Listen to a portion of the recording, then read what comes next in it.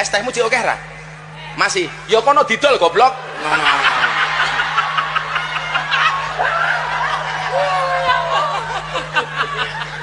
Sepi ya Pak kemarin? Ya, iya. Yang beli berapa orang Pak pada saat itu? Ya gak ada 20 orang. Nggak ada 20 orang, jadi Bapak nawarin es tehnya. Ya, Ya Allah Pak, setelah itu ada yang beli nggak? Ada yang borong nggak es tehnya? enggak. Tetap nggak ada yang beli sampai pulang? Ya ada, tapi masih dingin. Nggak habis ya es tehnya? Enggak habis. Sedih ya dengernya, tapi Bapak denger bercandaannya seperti itu nggak sakit hati Pak? Nggak sedih gitu? Saat itu, Apa Pak? ya saat itu lah. Iya, apa yang Bapak rasain waktu dengar? Kecewa dan mencari anak istri romantis. Saya minta maaf atas kekhilafan saya. Saya memang sering bercanda dengan siapapun. Maka untuk itu, atas candaan kepada yang bersangkutan, saya akan meminta maaf secara langsung. Dan mudah-mudahan dibukakan pintu maaf untuk saya. Kemudian yang kedua, saya juga minta maaf kepada masyarakat atas kegaduhan ini yang merasa terganggu dengan candaan saya. Yang dinilai oleh masyarakat mungkin berlebihan. Untuk itu saya minta maaf. Saudara boleh bangga jadi sarjana, tapi saya dalam hati saya sebenarnya saya sangat hormat sama pedagang kaki lima, sama tukang ojol, sama tukang bakso, sama petani, sama buruh tani, sama pekerja harian, sama buruh di pelabuhan, sama nelayan yang nyawanya dipertaruhkan untuk cari makan untuk istri dan anaknya. Si pedagang kaki lima tiap hari keluar, dia dorong itu keringat fisik mencari makan untuk anak dan istrinya. Itu yang kita hormati. Mereka mulia, mereka jujur, mereka halal.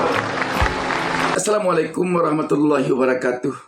Sahabat BN, lagi-lagi pejabat dalam kabinet pemerintahan Prabowo Gibran ini menimbulkan masalah. Masalahnya bukan masalah yang merupakan perjuangannya di dalam menjalankan program kerjanya untuk rakyat, tetapi masalahnya masalah yang menyinggung hati rakyat kecil lagi.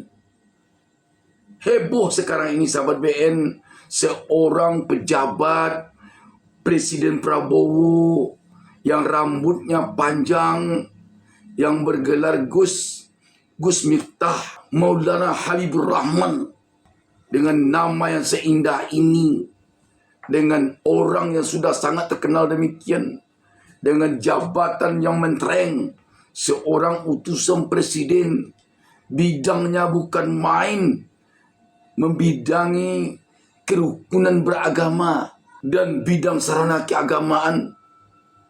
Orang yang benar-benar di dekat presiden, tiba-tiba dia menyakiti hati orang kecil, menyakiti hati pedagang ST.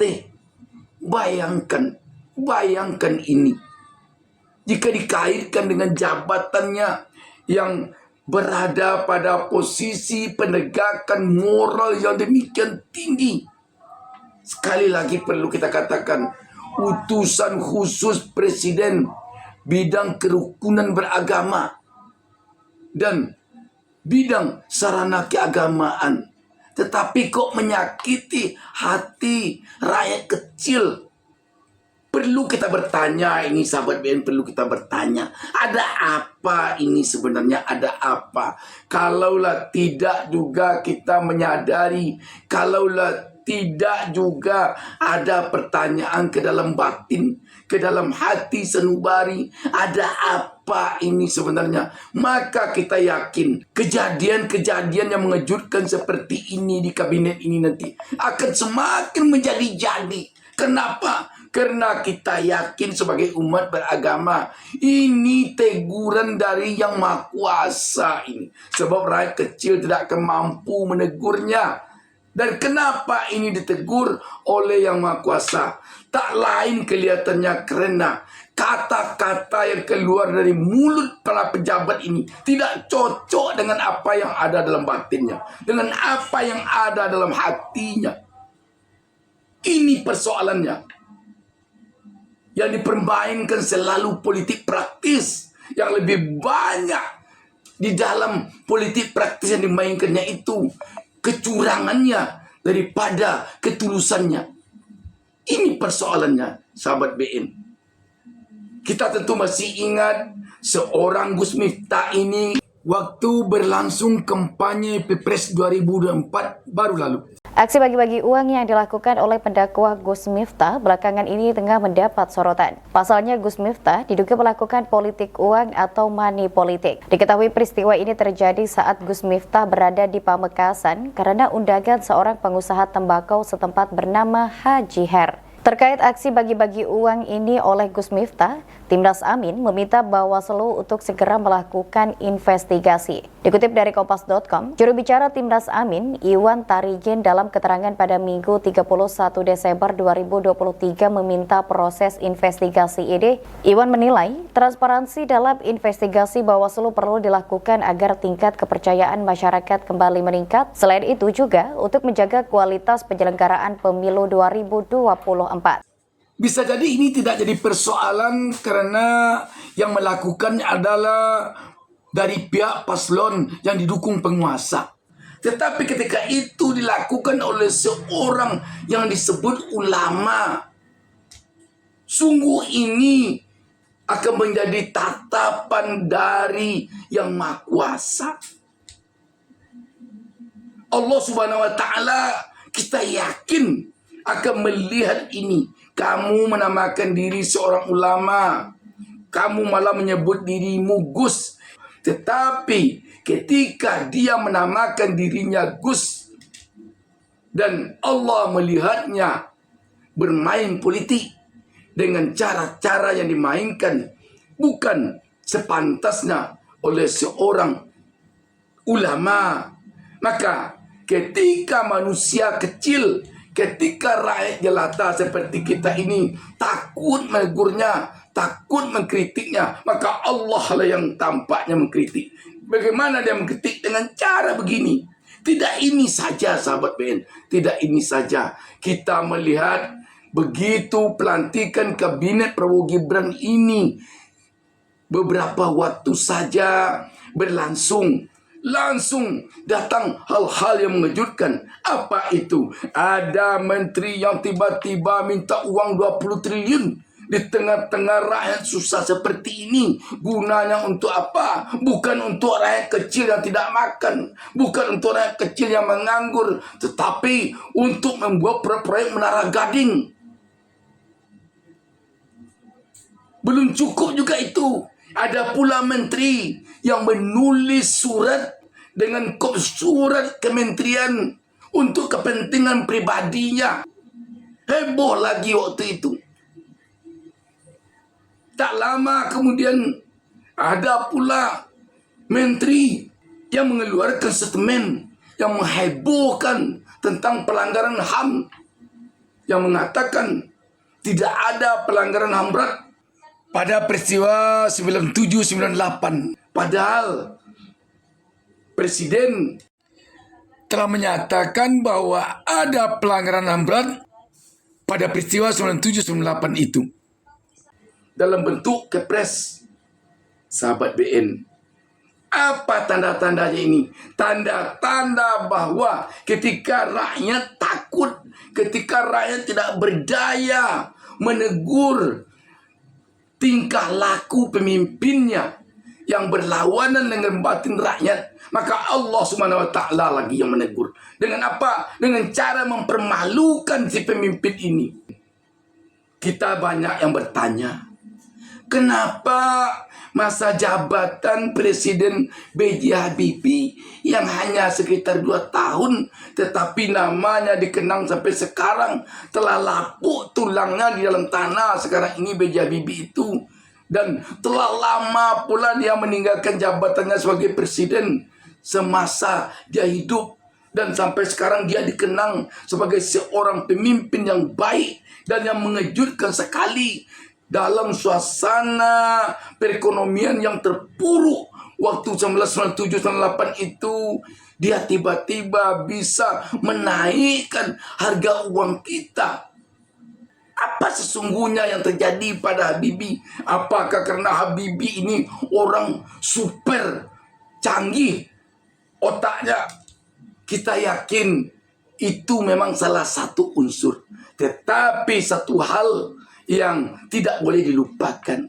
Kenapa sampai Habibie sebegitu harum namanya hingga kini. Dan sebegitu berhasilnya dia dalam tempo yang singkat memimpin bangsa dan negara ini. Sehingga dikenang sampai sekarang. Sehingga namanya harum. Kenapa? Karena ketulusan hatinya dia dalam memimpin.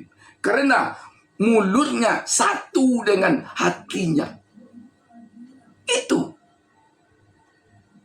Kebanyakan pemimpin kita sekarang ini lain di mulut, lain di hati. Pagi dia bilang A, sore dia bilang B. Tidak malu mempertontonkan itu kepada rakyat. Tidak malu. Mungkin dalam hatinya dia mengatakan, mau saya buat apa? Saya berkuasa ini. Kalau kalian kritik, kalian saya tangkap. Banyak itu pengawal saya yang akan menangkap kalian. Mau apa kalian? Kalau sudah begitu pemimpin, maka terjadilah seperti Gus Miftah ini jadinya. Begitu juga di dalam mengangkat pemimpin, dasarnya tidak lagi melihat kepada rekam jejaknya selama ini. Apakah dia tulus dalam memimpin rakyat? Apakah dia tulus kepada rakyat? Apakah dia punya tingkah laku perangai yang baik selama ini? Apakah dia benar-benar selama ini hobi bekerja untuk rakyat? Hobi menyumbangkan tenaga pikirnya untuk rakyat? Bukan itu yang jadi kriteria utama di dalam memilih pemimpin. Apakah dia memilih menteri, di dalam memilih pejabat-pejabat setingkat menteri, di dalam memilih utusan ini, utusan itu. Latar belakangnya lebih kepada satu persoalan saja. Apakah dia dulu mendukung saya atau tidak? Apakah dulu dia banyak dapat suara atau tidak? Itu hanya patokan, itu hanya kriteria utama sehingga terjadilah seperti ini. Dulu dia banyak cari suara. Cara mencari suara, apakah dengan cara curang, apakah dengan cara mengecoh rakyat, tidak peduli. Yang penting dia banyak dapat suara, maka diangkat dia jadi pejabat. Maka ketika dia jadi pejabat, seperti sekarang lah jadinya. Demikian juga kita melihat kepada pimpinan tertinggi sendiri. Kita juga terkejut ketika pilkada berlangsung kemarin ini. Apa yang mengejutkan kita? Ketika di satu sisi Bapak Presiden kita yang baru, Bapak Presiden Prabowo mengatakan tidak akan ikut-ikut di dalam pilkada, diserahkan saja kepada junior. Tetapi apa yang terjadi? Beliau mengkampanyekan salah satu paslon, seperti paslon Lutfi Yasin di Jawa Tengah, di video agar rakyat memilihnya, mengeluarkan semacam surat edaran agar rakyat Jakarta memilih RK Suswono. Apa yang beliau sampaikan ketika beliau mengatakan bahwa tidak akan ikut-ikut di pilkada ini, diserahkan saja kepada junior. Tetapi setelah itu beliau kampanye di video. Setelah itu beliau membuat surat edaran. Rakyat terkejut jadinya berkaitan dengan antara kata seorang pemimpin dengan yang dilakukannya setelah itu. Sudah pilkada kita serahkanlah kepada junior itulah. Siapapun yang dipilih gak ada masalah, nggak ada kita, silakan, nggak ada urusan, silakan. nggak ada intervensi. Saya jamin nggak ada itu.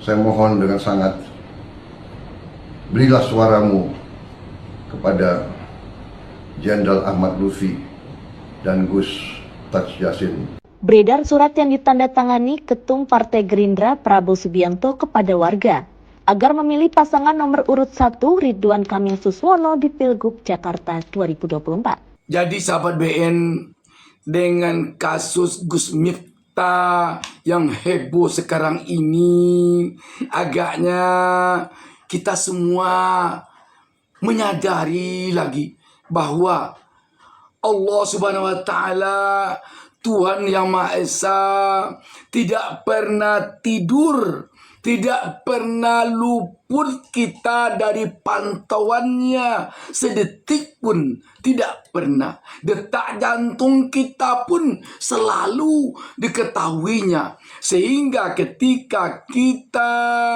menganggap kekuasaan itu segala-galanya, apalagi ketika pemimpin berbeda antara yang dikatakannya dengan yang dilakukannya, antara mulutnya dengan hatinya, maka kita yakin bahwa Allah Subhanahu wa Ta'ala, bahwa Tuhan Yang Maha Esa akan memberikan teguran kepada hambanya dengan caranya sendiri.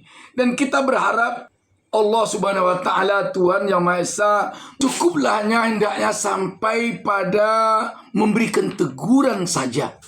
Jangan sampai hendaknya Allah Subhanahu wa Ta'ala, Tuhan Yang Maha Esa, memberikan azaban. Kita tentu takut dengan pertanyaan Allah Subhanahu wa Ta'ala, Tuhan Yang Maha Esa, kepada kita hambanya.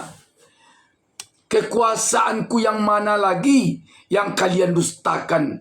Wahai pemimpin Indonesia, wahai elit-elit Indonesia, wahai politisi Indonesia, wahai rakyat Indonesia. Demikian sahabat UN. Wassalamualaikum warahmatullahi wabarakatuh.